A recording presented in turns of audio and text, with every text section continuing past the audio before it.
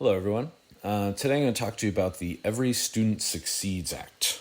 So it's a national law that gives states powers in how they want to create and implement assessment standards and track student proficiencies. Here you have schools must meet 4 academic requirements where they send that data to the federal government. And then schools also have to include a 5th indicator for how they're going to track student success. At the very end, when I talk about how it applies to Vermont in my school, I'll mention that. Here you have the 2 previous laws. The most current law before ESSA was the No Child Left Behind Act. And so this is where you had the, standardized testing requirements where the federal government could punish schools by giving them less money for bad results. And this kind of widened the gap for education in a lot of communities that need more funding, not less funding. And so some of the advantages of what ESSA tries to do is, number one, give states the power, one, how they want to track those standards and set up their own assessments. And then 2, what types of tests they want to use and how frequently they want to give them. So for our school, we do in the fall and in the spring. Number 2, schools actually won't be punished for poor results. They'll need to create a plan on how they want to improve, but they'll actually be given more funding. And previously, like I showed, it broadens the scope for achievement, where they have to include 4 academic indicators and 1 non-academic indicator. Some of the disadvantages, though, is that states, because they're in charge of creating their own performance standards, will actually lower the bar to make it easier. Number 2, teachers feel like they are kind of powerless, where they're just doing what they're told and don't really have any say in how they actually, will meet student success and proficiencies.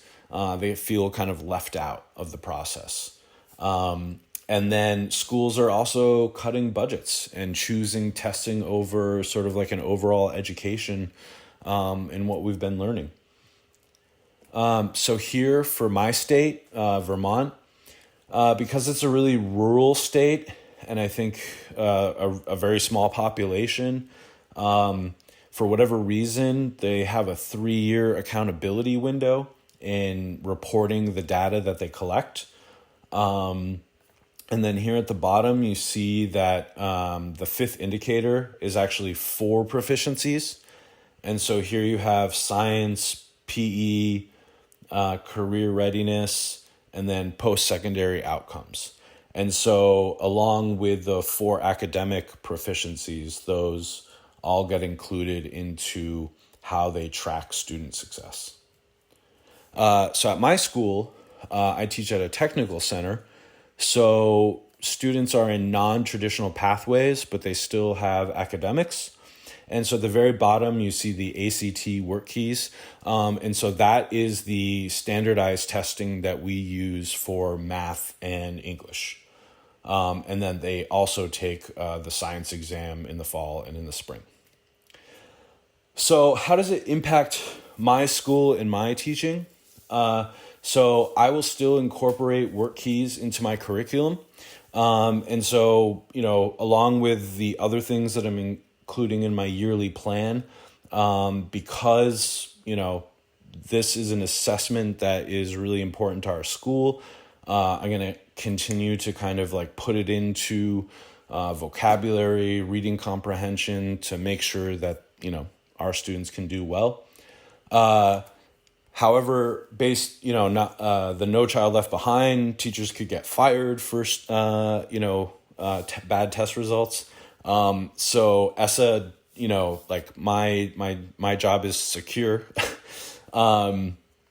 And my director mentioned that, based on these tests that we still have, funding is still tied to our assessments. And she was unsure, and I'm unsure if that is just based on Vermont's policy or if that is a similar situation for all other 50 states. Thank you very much.